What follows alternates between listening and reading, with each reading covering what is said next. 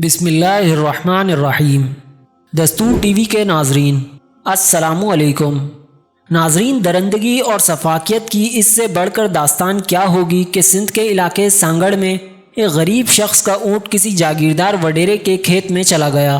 صرف اتنی سی بات پر اس ظالم بااثر وڈیرے نے اونٹ پر تشدد کیا اور پھر تیزدھار آلے سے اس اونٹ کی ٹانگ کاٹ دی۔ سوشل میڈیا پر اس زخمی اونٹ کی ویڈیوز وائرل ہو رہی ہیں اور اونٹ کو کٹی ہوئی ٹانگ کے ساتھ ان ویڈیوز میں دیکھا جا سکتا ہے۔ جب یہ معاملہ میڈیا پر اٹھا اور سوشل میڈیا پر ویڈیوز وائرل ہوئیں تو سانگڑ پولیس کی جانب سے میڈیا پریشر کو ختم کرنے کے لیے بااثر وڈیرے پر مقدمہ درج کرنے کے بجائے نامعلوم افراد کے خلاف سرکار کی مدعیت میں مقدمہ درج کر لیا گیا۔ ناظرین، آج قوم سمود کا وہ واقعہ یاد آیا جب انہوں نے حضرت صالح علیہ السلام کی اونٹنی کی ٹانگیں کاٹ دی تھیں، اور یاد رکھیں کہ اس اونٹنی کے قاتل صرف 4 تھے، لیکن پوری قوم پر عذاب آ گیا تھا۔ جانتے ہیں کیوں؟ کیونکہ باقی قوم کا جرم یہ تھا کہ وہ خاموش رہی، اور پھر اللہ رب العزت کا ایک ایسا عذاب آیا کہ ایک خوفناک چنگار نے انہیں گھیر لیا، اور وہ آواز اتنی خوفناک تھی کہ ان کے کلیجے پھٹ گئے۔ ناظرین، ویڈیو کو مزید آگے بڑھانے سے پہلے آپ سے گزارش ہے کہ اگر آپ نے ابھی تک ہمارے چینل کو سبسکرائب نہیں کیا تو ابھی نیچے دیے گئے لال بٹن پر کلک کر کے چینل کو لازمی سبسکرائب کر لیں۔ ناظرین، حضرت صالح علیہ السلام نے اپنی قوم کو نصیحت کی اور اللہ رب العزت پر ایمان لانے کی دعوت دی، لیکن انہوں نے بھی اسی طرح کفر کیا جس طرح قوم عاد نے کیا تھا۔ حضرت صالح علیہ السلام نے اپنی قوم کو ڈرایا اور دھمکایا۔ اس پر وہ مقابلے پر اتر آئے اور کہنے لگے کہ اگر تم سچے ہو تو کوئی معجزہ لے آؤ، لیکن وہ معجزہ ہماری مرضی کے مطابق ہو۔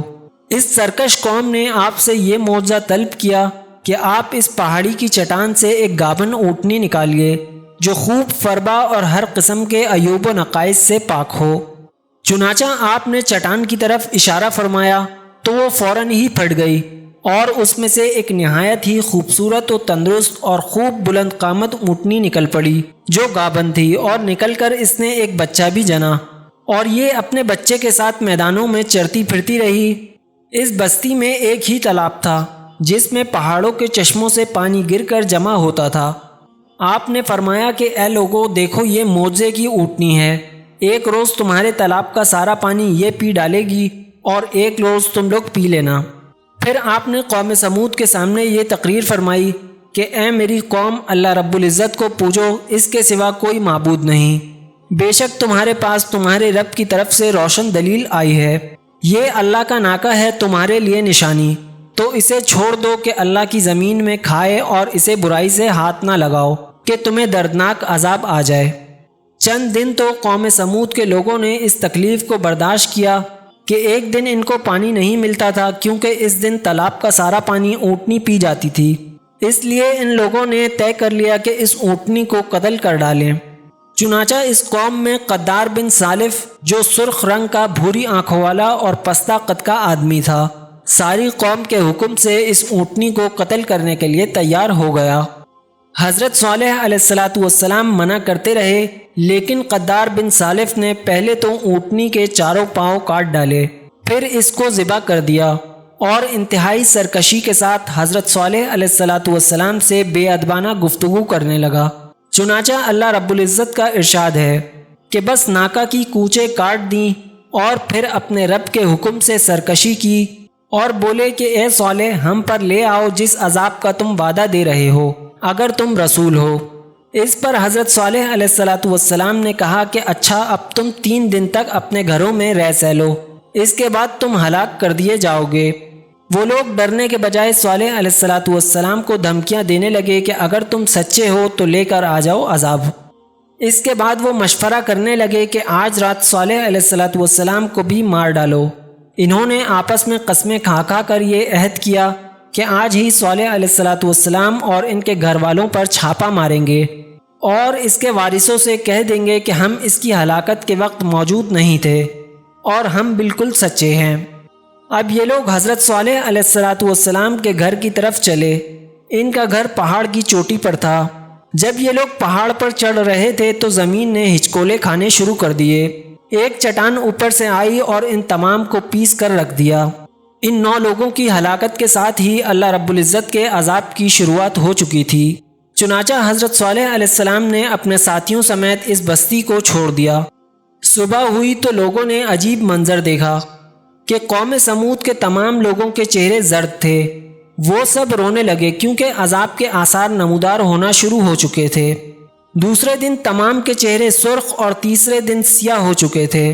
یہ منظر دیکھ کر سب چیخ کر پکارنے لگے اور اپنی قبریں کھودنے لگے۔ اب انہیں یقین تھا کہ عذاب کا وعدہ برحق تھا۔ اللہ رب العزت نے باقی قوموں کی طرح قوم سمود پر ایک قسم کا عذاب نہیں دیا تھا۔ جیسے قوم نوح کو طوفان کے ذریعے ہلاک کیا گیا، قوم عاد کو ہوا کے ذریعے، لیکن قوم سمود کو اللہ رب العزت نے طرح طرح کے عذاب سے دوچار کیا، اس لیے کہ انہوں نے اپنی مطلوبہ شرط پوری ہونے کے باوجود سرکشی کی تھی۔ عذاب کی ابتدا زلزلے سے ہوئی، جس کی وجہ سے وہ لوگ اپنے گھروں میں اوندھے کے اوندھے پڑے رہ گئے۔ پھر آسمان سے زوردار کڑک کی آواز آئی جس نے ان کے کلیجے پھاڑ کر رکھ دیے۔ ایک ہی لمحے میں وہ ایک ساتھ ڈھیر ہو گئے۔ ان کی حالت پر اللہ رب العزت یوں فرماتے ہیں، اور قوم سمود کے حال میں نشانی ہے۔ جب ان سے کہا گیا کہ ایک وقت تک فائدہ اٹھا لو تو انہوں نے اپنے پروردگار کے حکم سے سرکشی کی، سو ان کو کڑک نے آ پکڑا اور وہ دیکھ رہے تھے۔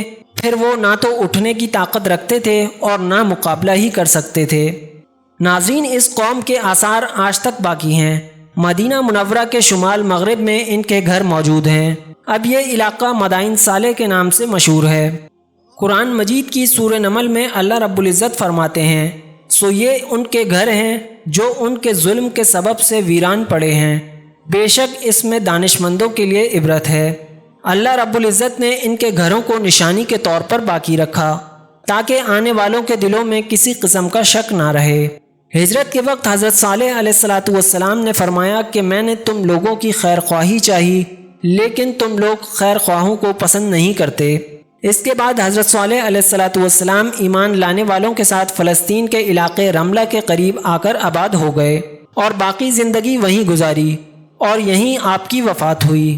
ناظرین، یہ تھی آج کی ویڈیو۔ امید کرتے ہیں کہ آپ کو یہ ویڈیو پسند آئی ہوگی۔ ملتے ہیں بہت جلد ایک نئی تاریخی، تحقیقی اور معلوماتی ویڈیو کے ساتھ۔ جب تک کے لیے اللہ حافظ۔